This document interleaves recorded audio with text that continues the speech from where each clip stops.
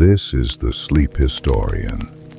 Each night we explore the echoes of the past, stories told slowly to calm the mind and ease you towards sleep. If you enjoy these quiet journeys through time, please like and subscribe, and let the next story begin. Before the modern map, before highways and glass towers, there is a shoreline made of marsh grass and timber. The Atlantic breathes in slow waves, gray-blue under a thin veil of cloud. Far out, a small sail tilts and straightens, drawn by wind that smells faintly of salt and wet rope. Time is not hurried here. It is measured in tides, in daylight, in the long distance between one supply ship and the next. On the edge of a new continent, people build lives from what they can carry, grow, trade, and mend. Let us drift back into that world, quietly, steadily, into colonial America as it was lived. The word colonial can sound neat, like a chapter heading. The reality is uneven and human. Between the early 1600s and the late 1700s, different colonies grow at different speeds, with different religions, climates, and economies. Spanish Florida, French Canada, Dutch New Netherland, English Virginia, and Massachusetts. Each leaves a texture on the land. Most people do not feel like they are making history. They feel like they are waking early, feeding fires, tending animals, hauling water, and watching the sky for weather. The big story is made of small routines, hands on tools, feet on floorboards, voices low in lamplight. Time drifts to an early morning along the Chesapeake in the 1620s. Mist hangs over still water, and a thin layer of smoke rises from a cooking fire near a palisade. The air is cool and damp, and the ground gives slightly under your boots. A bell may ring from a simple church, or a drum may sound to mark the start of work. The settlement feels half-built, logs stacked, fences incomplete, rooftops uneven. A person passes with a wooden bucket that knocks softly against their knee. Survival is practical. Clean water, stored grain, a roof that holds, and neighbors close enough to hear if someone calls out in the night. The scene shifts north to New England, where the light has a sharper edge. In a small coastal town in the 1630s, houses sit close together, built of timber and clapboard, their chimneys dark with soot. Inside, a room smells of wool, dried herbs, and last night's ashes. A hand reaches into a chest to pull out linen, folded carefully to keep it clean. The morning begins with tasks that fit the season: splitting wood, salting fish, repairing a fence, stirring a pot that will stretch into supper. Even when the community speaks about faith and purpose, the day is held together by ordinary things. Bread dough rising, tools laid out, children kept warm. Walk through a doorway and notice how a colonial house feels from within. The floorboards are rough, worn smooth in paths near the hearth. Light comes through small panes of glass or oiled paper, making the room glow softly rather than brightly. The fire is the center, heat, cooking, and comfort all in one place. A kettle hangs on an iron crane. A spoon rests in a wooden bowl, the handle stained from use. In winter, the air near the windows is cold, while the air near the flames is almost too warm. People sleep close together for warmth, and privacy is rare. The house is not a backdrop. It is a tool for staying alive. Outside, work pulls you into the broader rhythm of settlement. Trees are cleared with axes that bite, pause, and bite again, each strike sending a clean sound into the woods. Stumps are stubborn, roots tangled like old rope. Fields are small at first, patches of corn, beans, squash, or tobacco, depending on region, kept safe from animals with fences that never feel finished. A neighbor stops to speak, not for long because daylight is valuable. A child carries kindling in an apron, dropping one stick, then picking it up again without complaint. Labor is not a single job. It is a long list that moves with the sun. Plant, mend, fetch, lift, dry, store, and start again. The camera widens to include the people who were already here. In many places, indigenous communities watch these settlements with careful attention, sometimes trading, sometimes warning, sometimes resisting, always weighing what this new presence means.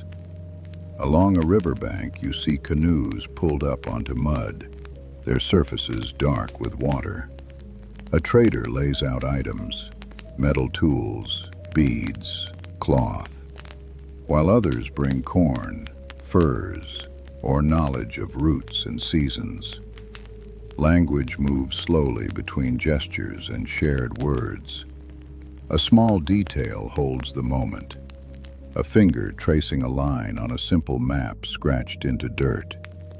The continent is not empty. It is lived in, named, and known. Colonial life unfolds inside that older, deeper reality. Now move into the world of ships and supplies. At a dock, boards creak underfoot, damp with sea spray.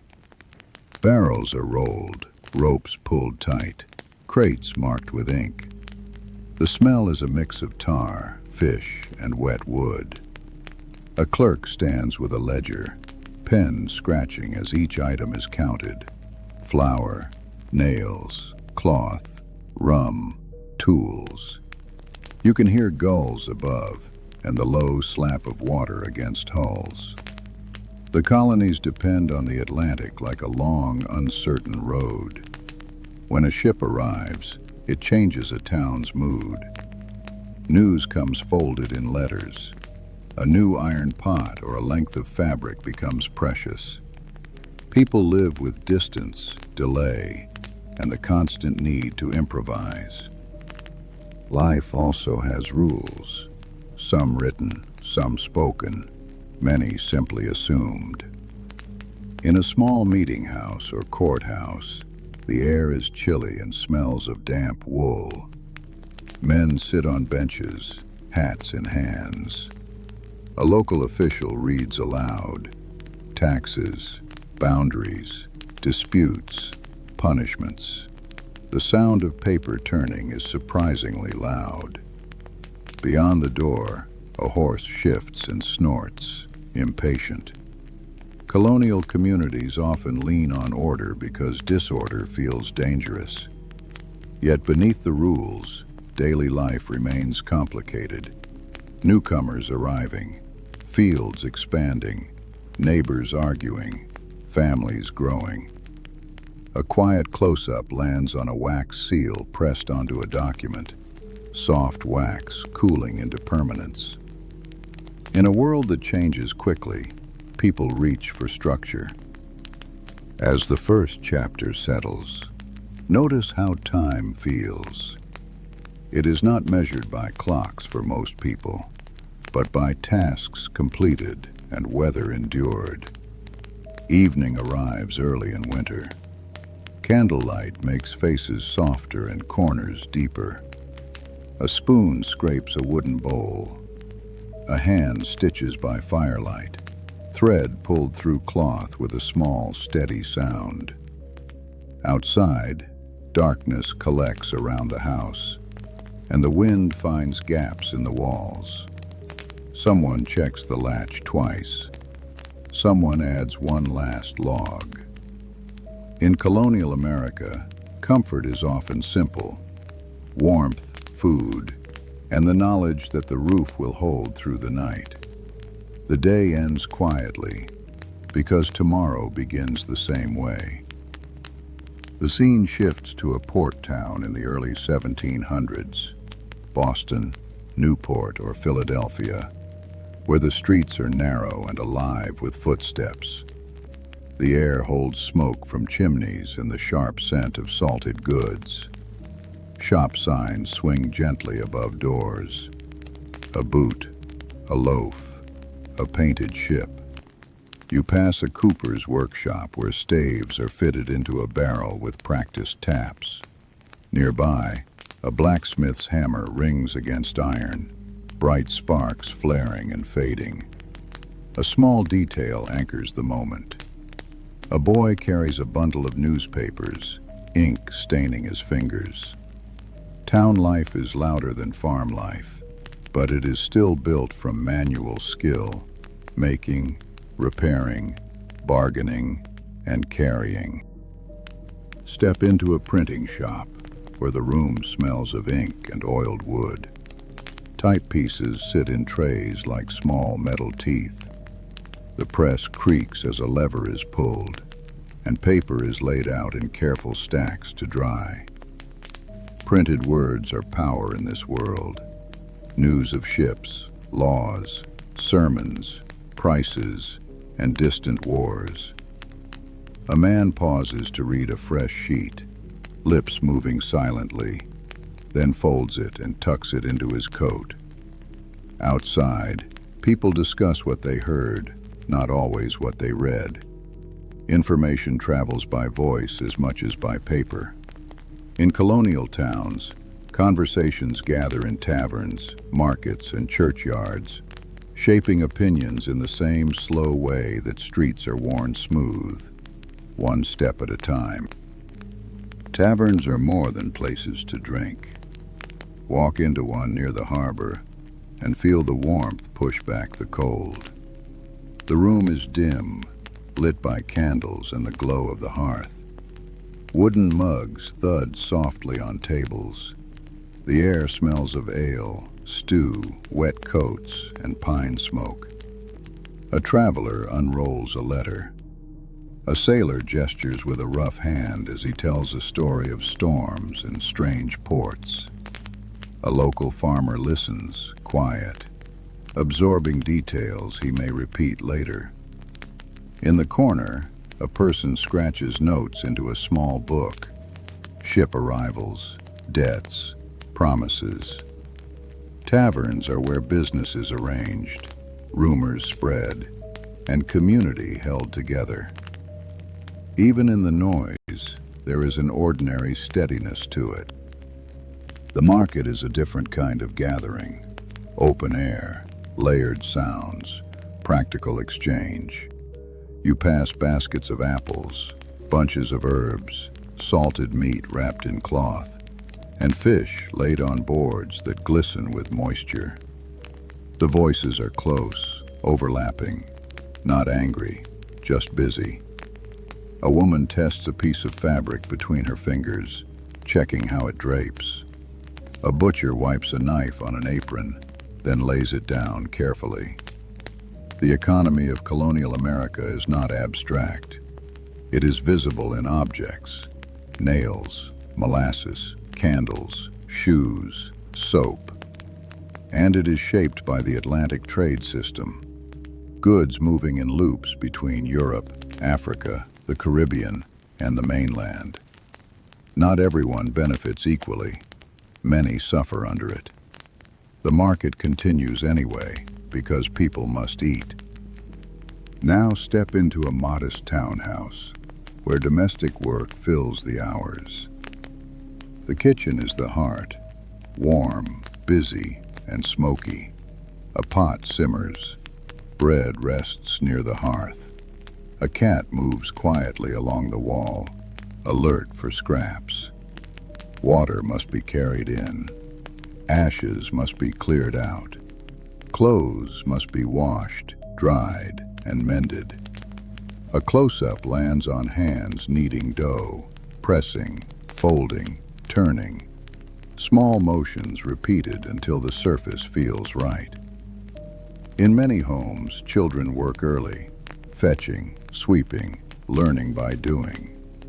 Education exists, but it is uneven and often practical. The day's survival depends on the household running like a small workshop, even when no one calls it that. Religion shapes weekly rhythm and daily language, but its experience varies widely.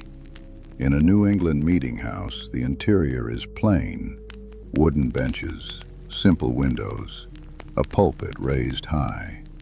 The room is cold in winter, and people sit wrapped in wool, listening as a sermon stretches long and serious. Further south, an Anglican church may feel more formal, with prayer books and a gentler ceremony. In Pennsylvania, Quaker meetings may be silent, holding stillness as a kind of discipline. A small detail lingers: a child's foot swinging slowly beneath a bench, the only movement in a quiet room. Faith can be comfort, control, community, or conflict. It also creates calendars: holy days, fast days, harvest thanks, marking time with meaning beyond work. The camera widens to include social hierarchy, which sits quietly in the background of many interactions. In cities and countryside alike, wealth shows itself in small signs: silver buckles, fine cloth, a larger house, more land, more servants. Yet most people live closer to the edge. Laborers, apprentices, indentured servants, sailors, and small farmers form the majority. Many women's work is essential but rarely recorded in official documents. And woven through everything is enslavement, especially in the southern colonies and port cities. People forced into labor in fields, kitchens, workshops, and docks, their lives controlled by law and violence. A calm, careful close-up holds on iron shackles hanging in a warehouse, unused in this moment but heavy with meaning. Colonial life is not one story. It is many stories layered together.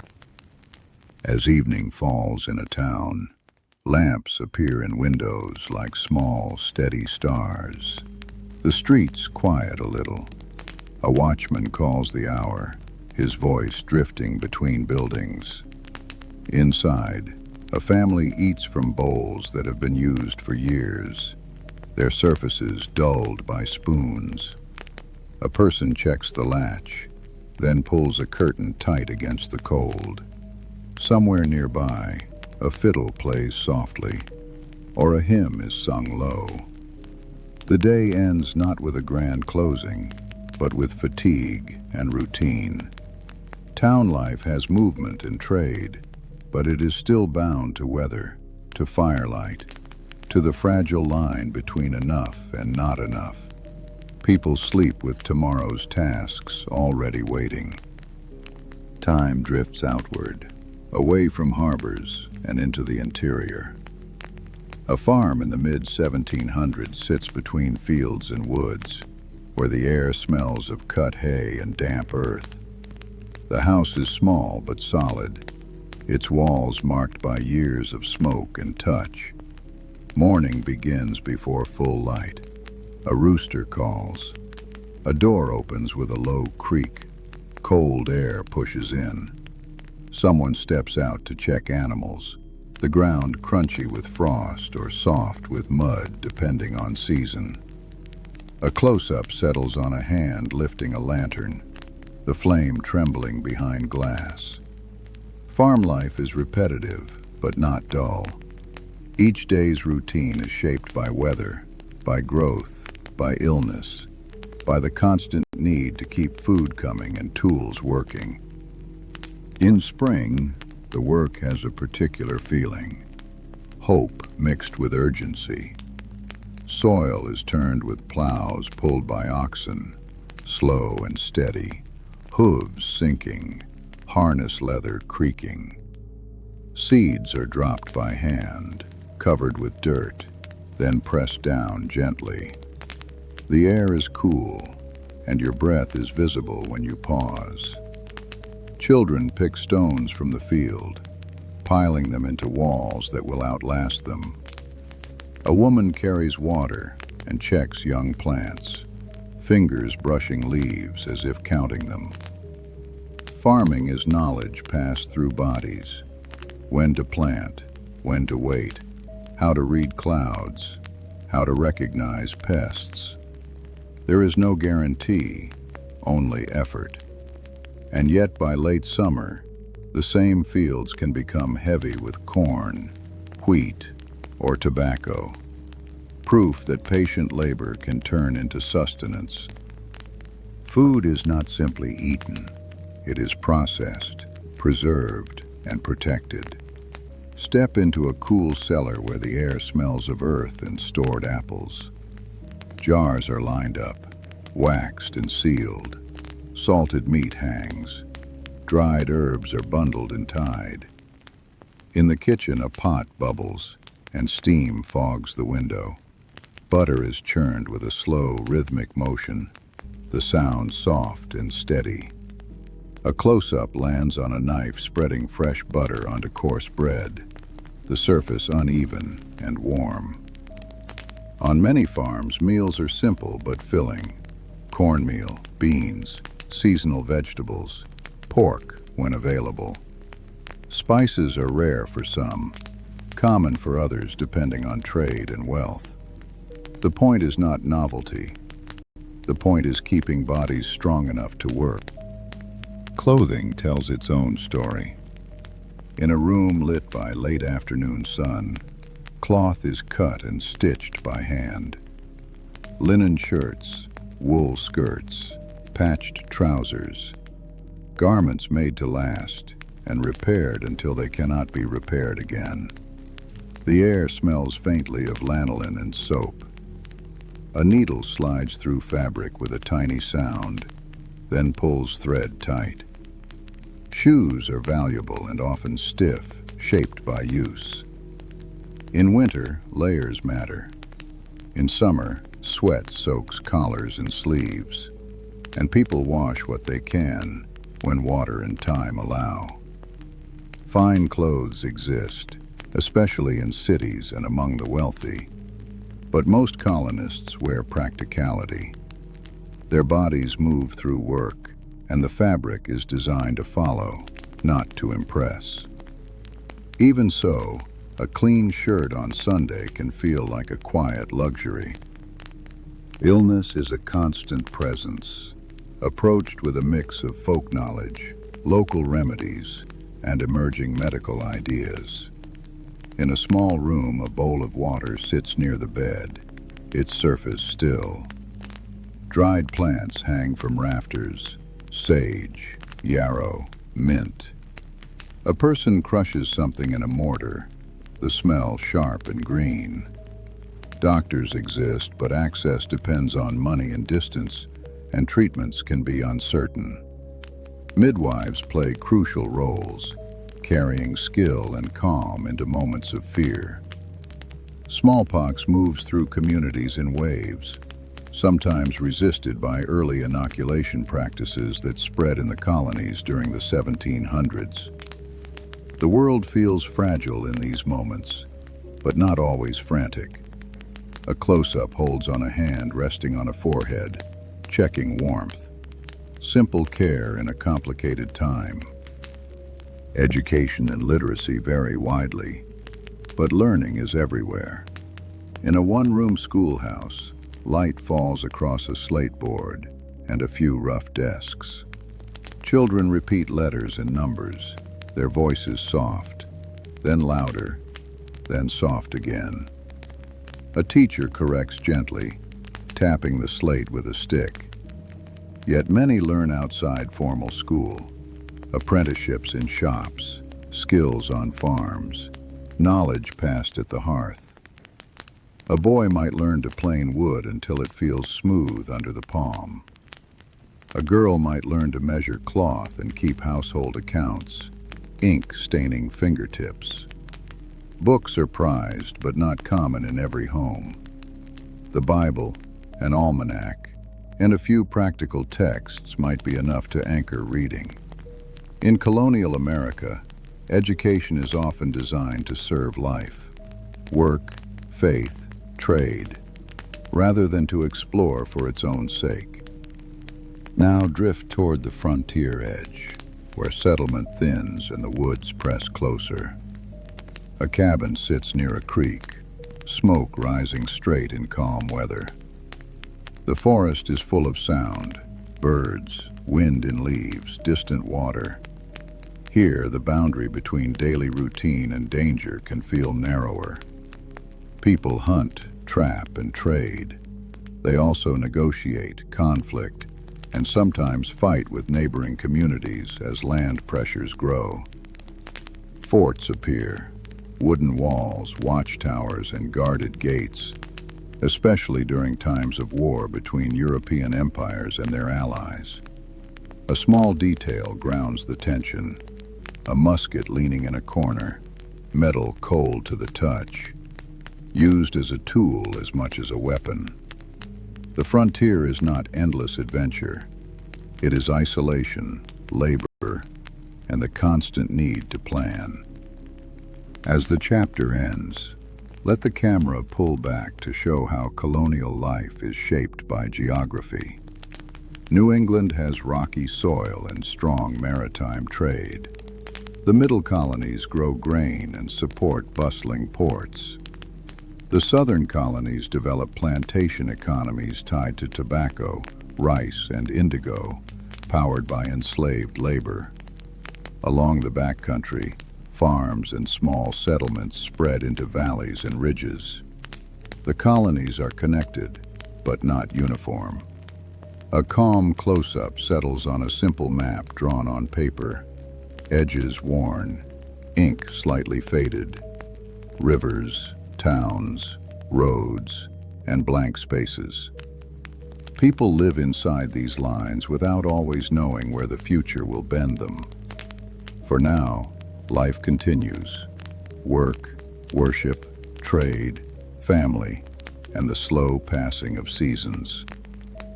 Now settle into a day that is ordinary on its surface and revealing underneath. In a coastal household, morning begins with fire. A person blows gently on embers, coaxing them back to life. The sound like a quiet breath. Light gathers in the window. A pot is set on the hearth. Someone steps outside to draw water, the bucket rope rasping against wood. The day's rhythm is steady. Prepare food, clean, work, repair. Children are assigned tasks, not as punishment, but as necessity. A close-up holds on a wooden spoon stirring, scraping the bottom of a pot so nothing burns. Colonial life is often described through big events, but it is built from these small repetitions, motions that make time pass and keep a household running. In the countryside, the work changes with the calendar.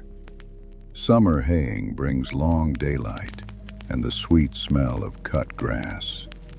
Autumn harvest fills barns with grain and air with dust. Winter tightens everything. More time indoors, more mending, more planning, more careful use of stores. A spinning wheel hums softly in a corner. Wool is carded and turned into thread. Candle making happens in batches, the room smelling faintly of tallow. A close-up lands on a candle wick being centered carefully in a mold, a small act of preparation for dark months ahead. Cold weather is not just discomfort, it is a test of planning. A family that has enough wood, enough food, enough cloth, and enough health can move through winter with quiet resilience. Step into a shop where an apprentice works under a master's eye. The room smells of wood shavings and glue. Tools hang neatly, planes, chisels, saws, with handles worn smooth by hands over years. The apprentice sweeps the floor, then pauses to watch a cut being made, learning by attention before being trusted with the same tool. In many trades, skill is shaped slowly. Printing, carpentry, tailoring, silversmithing, shipbuilding. In cities, apprentices might live with their masters, eating at the same table, sleeping in the same building, their lives tied to the rhythm of the shop. A close-up holds on a thumb brushing sawdust from a page of measurements, keeping ink lines visible. Work is education, and education is survival. Now widened to include the forced labor that underpins much of colonial prosperity. In a southern plantation field, early light falls across rows of crops. The air is humid, and insects move in the grass. Enslaved people work under coercion, planting, hoeing, harvesting, while overseers watch. In towns, enslaved people may work in kitchens, workshops, docks, and homes. Their labor woven into daily colonial life, even where it is not spoken aloud. Their families and cultures persist under pressure through language, music, foodways, faith, and community, often in hidden spaces and quiet moments. A close-up lands on a hand tying cloth around a wrist, a small gesture of self-maintenance in a system designed to deny it. To describe colonial life honestly is to keep this reality in the frame, not as a footnote, but as a central structure. The scene shifts to indigenous towns and villages adapting under colonial expansion. Near a river, smoke rises from cooking fires. Corn dries on racks. Children move between adults carrying baskets. Trade goods appear, metal pots, cloth, beads, alongside older tools and practices. Some communities form alliances, negotiate treaties, relocate or resist, making choices under immense pressure. Epidemics and land loss reshape many lives long before famous battles do. Missionaries arrive in some regions, bringing schools and churches, sometimes welcomed, sometimes contested. A close-up holds on wampum beads in a hand, their surface is smooth and cool, objects that can carry memory, agreement, and identity. Colonial America is not a single society expanding outward. It is many societies colliding, adapting, and enduring. Domestic life carries joy and grief side by side, often without ceremony. Births happen at home, guided by women with experience and calm voices. Weddings may be modest, food, neighbors, a promise spoken clearly. Death is common enough that families develop rituals of mourning and remembrance, shaped by faith and community. In a small room, a quilt is folded and placed carefully in a chest, saved for future need. A child's toy, maybe a carved wooden figure, rests on a shelf. A close-up holds on a handwritten letter being sealed, the wax pressed with a simple stamp. Communication is slower, but it matters deeply. People write to relatives across colonies, across oceans, across distances that feel like entire worlds. The words are practical: health, money, crops, but also tender in small, careful ways. As the 1700s move forward, colonial life becomes more connected and more tense. Trade grows, Ports become busier. Roads improve in patches. More newspapers circulate. Ideas move faster about rights, government, faith, and commerce. People talk about what it means to be English subjects or to be something else entirely. The empire feels both protective and controlling, depending on where you stand. A close-up holds on a coin passed across a counter, worn smooth, stamped with a king's profile. Money links distant places, but it also reminds people of authority. In daily life, most still wake to chores and weather, yet the background hum is changing. A new kind of attention settles in, a sense that the world is not as stable as it once seemed. End this chapter with a calm street scene at dusk. In a town, a bell rings for evening. Smoke rises from chimneys in thin lines. A cart rolls slowly over cobblestones, the wheel's rhythm steady. A person carries a candle lantern, its light rocking gently with each step. Inside houses, families gather close, eating, mending, talking softly. Somewhere, a group reads aloud from a newspaper, pausing to comment. Nothing looks like a turning point yet. It looks like life continuing, ordinary and believable. But history often changes without announcing itself. It begins in small shifts, a new tax, a new law, a new rumor, a new argument at the edge of a room. The day ends as it always has, with sleep arriving slowly, and tomorrow waiting quietly. Time drifts into the 1760s, after the 7 Years' War ends in 1763. The British Empire is larger now, and also deeper in debt. In London, decisions are made with ink and stamps, acts and duties designed to raise revenue. In the colonies, those decisions arrive as paper, posted in ports and read aloud in taverns. The air in a meeting room smells of wax and damp coats. A man runs his finger along a printed notice, reading carefully. The argument is not yet war. It is language, representation, rights, authority, precedent. For many colonists, daily life still revolves around crops and trade. But the relationship with the empire begins to feel less like a distant umbrella and more like a hand tightening its grip. In a shop, you see the practical effect of politics. Imported goods, tea, glass, paper, carry new taxes and new meaning. A merchant watches customers hesitate. A woman looks at a length of cloth, then chooses a locally made alternative. The room is quiet, but not empty.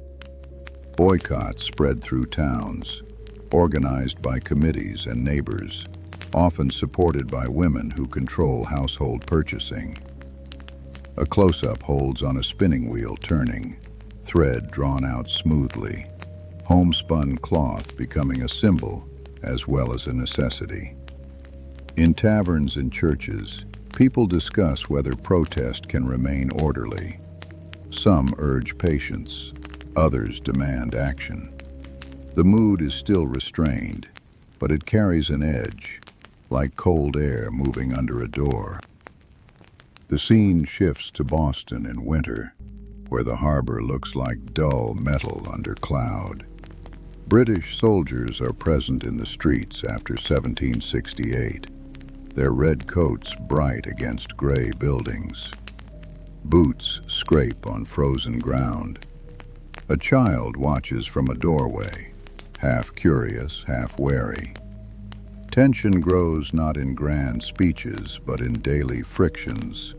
Crowded sidewalks, competing authority, insults, fear.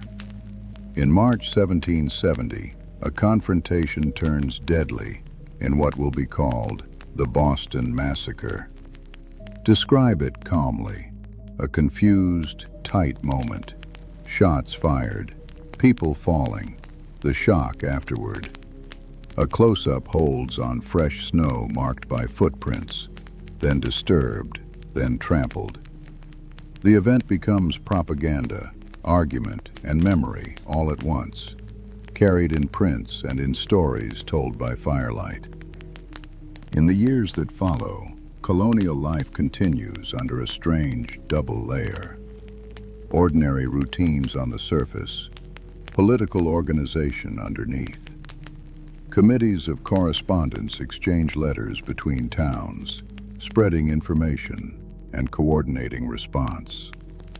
In a candlelit room, a man seals a letter, then hands it to a writer. Hooves strike dirt, fading into the night. Newspapers print debates. Sermons weave political ideas into religious language.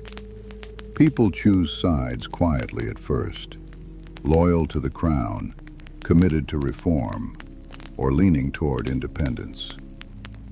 A close-up holds on a quill dipping into ink, the tip pausing before writing, as if the hand feels the weight of the words. Not everyone wants rupture. Many want stability. Yet stability is now being renegotiated, line by line. In 1773, tea becomes the object that holds a wider argument. In a Boston warehouse, wooden crates sit stacked, their surfaces rough and splintered. The smell of damp wood and harbor air fills the space. Outside, the town is restless. When the Boston Tea Party happens, it is both symbolic and practical. Tea destroyed, authority challenged, a line crossed. Keep it calm. Silhouettes, quiet coordination, the soft splash as crates break open and tea disappears into black water. A close-up holds on tea leaves floating briefly before sinking, small dark shapes dissolving into the harbor.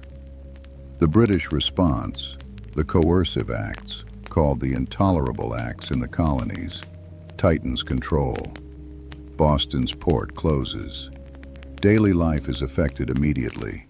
Merchants, laborers, and families feel it in empty docks and thinner meals.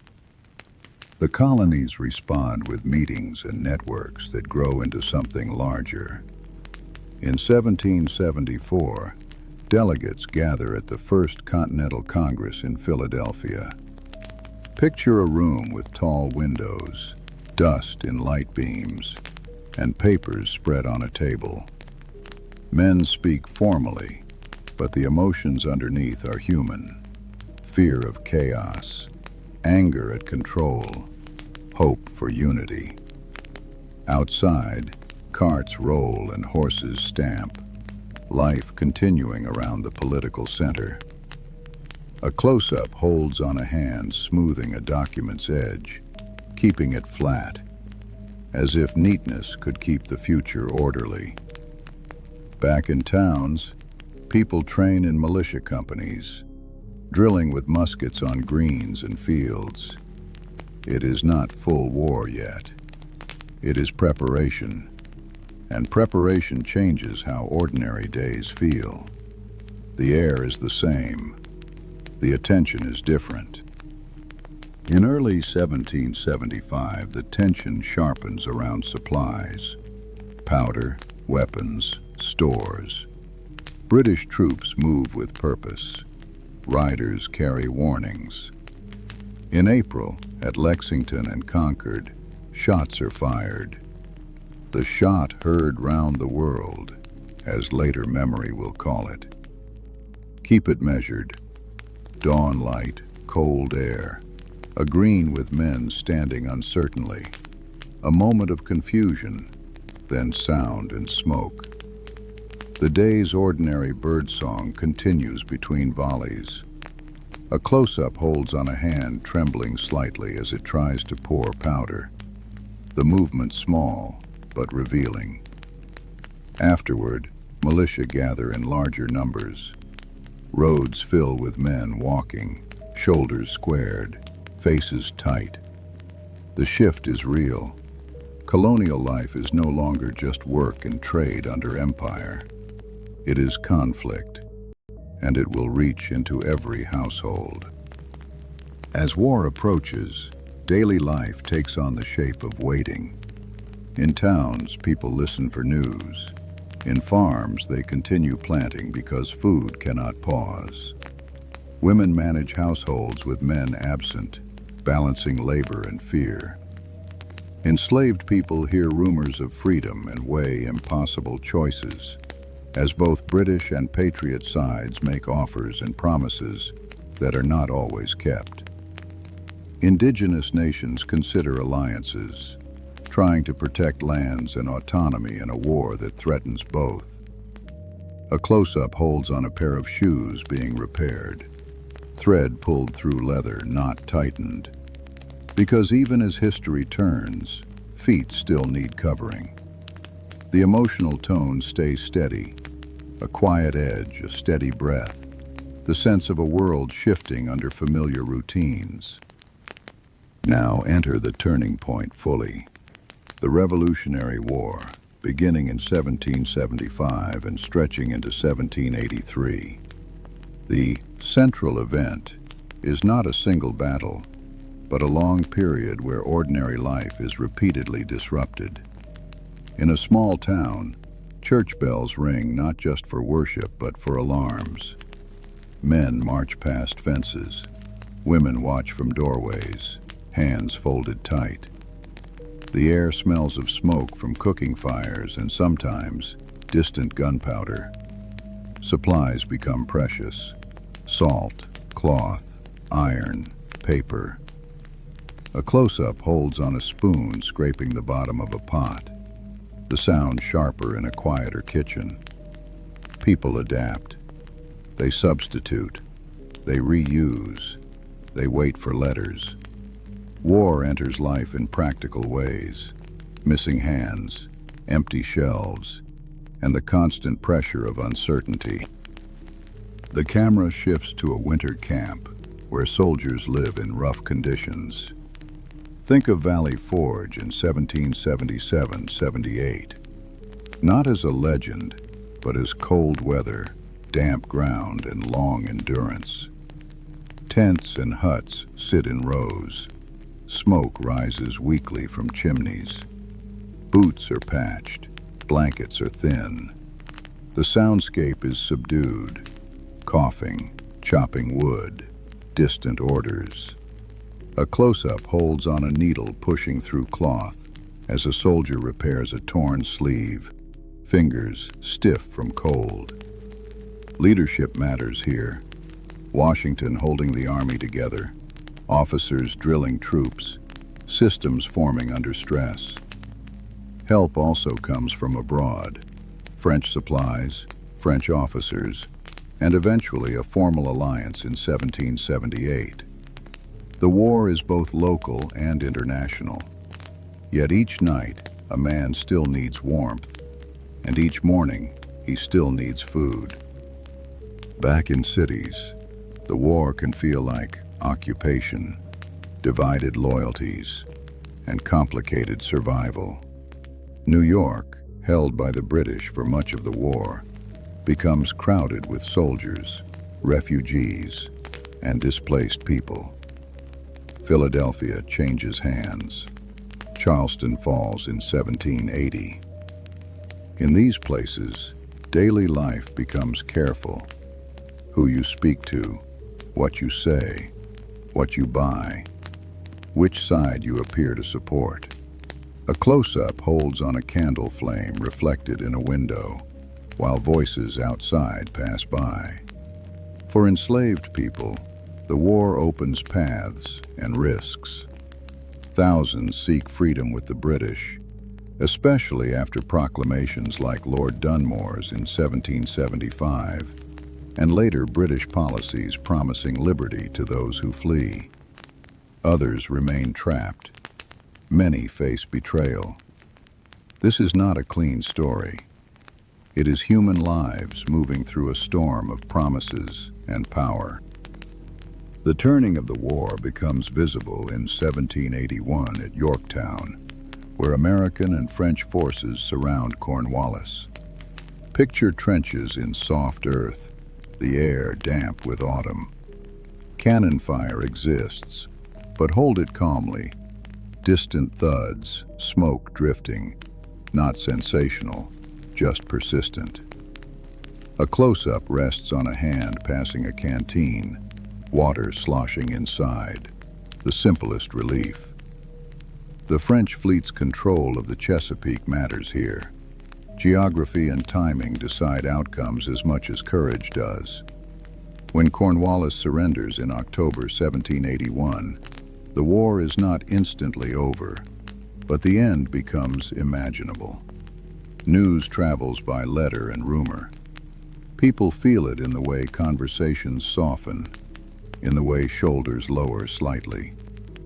The long strain begins to loosen, though many do not yet know what peace will demand. Peace arrives formally with the Treaty of Paris in 1783. In a town, a notice is posted, and people gather to read it. The paper is thin, the ink is dark. A close-up holds on a fingertip, smudging a letter slightly as someone traces the words. Independence brings celebration for some, and fear for others.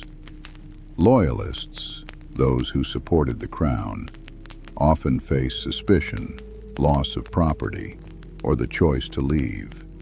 Many relocating to Canada, the Caribbean, or Britain.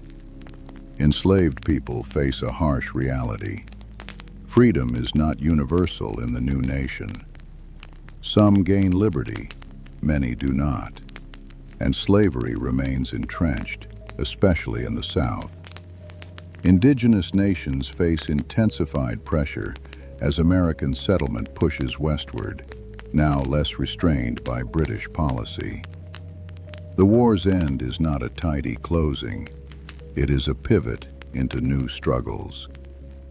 Now step into the early republic as it tries to become a functioning daily reality. The Articles of Confederation create a weak central government. States argue over taxes, trade, and debts. Paper money loses value in some places. Farmers feel squeezed by loans and fees. In 1786-87, Shays' Rebellion in Massachusetts shows this tension. Armed protest by indebted farmers, a sign of instability. Keep it calm. Men gathering, the chill of evening, courthouse steps, the sound of boots on frozen ground. A close-up holds on a worn ledger page covered in numbers, the ink crowded where debts are recorded. These are not abstract issues. They are meals, barns, land, and the fear of losing what you worked for. The sense of experiment grows. Can this new country hold together without becoming the kind of power it resisted? In 1787, delegates gather in Philadelphia for the Constitutional Convention. The room is warm, windows shut against summer heat, and the air is thick with sweat and paper. Pens scratch, arguments unfold, representation, executive power, slavery, states' rights. Outside, ordinary life continues. Carts, market calls, children running. A close-up holds on a hand wiping a brow, then returning to the page. Human bodies inside a world-shaping process. The Constitution that emerges is a framework, not a finished answer. It is ratified in 1788, and in 1791, the Bill of Rights is added, promising protections that will be tested repeatedly. For many people, these documents are distant at first. Their lives are still shaped by work, weather, and community. But a new layer of identity begins to settle in. A slow shift from colonies to states, from subjects to citizens, unevenly. and imperfectly. Step back now to see colonial life and its aftermath as a long continuum rather than separate eras. People in colonial America lived close to materials: wood, iron, cloth, soil, paper, fire. They lived close to each other: crowded rooms, shared labor, dense communities. They lived within hierarchies and conflicts that shaped every day: class, gender, race, empire, and land. And they lived with change arriving in small increments until it became unmistakable. A close-up rests on a door latch being lifted and lowered, the simplest mechanism marking the boundary between private space and the wider world. After independence, many routines remain: cooking by hearth, hauling water, mending clothes. Yet the story of belonging, who counts, who is free, who has power, continues to unfold across generations. The past does not vanish. It settles into the foundations. Let your thoughts drift gently through the rooms and roads we have walked. The smoky hearth in a small house, the damp boards of a dock, the quiet scratch of a quill across paper, the steady pull of a needle through cloth, the sound of a watchman calling the hour, and the softer sound of a family settling into sleep. Colonial America was not one image. It was 1,000 small scenes, some hopeful, some harsh, many ordinary, all real. Picture the light of a candle shrinking as it burns down, the wax softening and then firming again as it cools. History can feel like a storm from far away, but from inside it, life is usually a sequence of chores, conversations, and decisions made in imperfect calm. Let that calm return now, slowly, like warmth settling back into a room. Return to your own space, where the world is quieter and safer. Notice the familiar sounds, perhaps a distant hum, a gentle creak, the soft rhythm of your breathing. The past we visited is far away, held behind glass and time, but its details can still feel close when you let them. A hand on a wooden railing, a bucket lifted from a well, a page folded carefully and set aside. Let those images fade into the background like lantern light dimming at the end of a long day. You do not need to carry their weight. You can simply let them pass, like slow clouds crossing a night sky. Here, in the present, you are steady. You are warm. The day can end softly. Let your mind loosen its grip, and let sleep arrive in its own quiet time.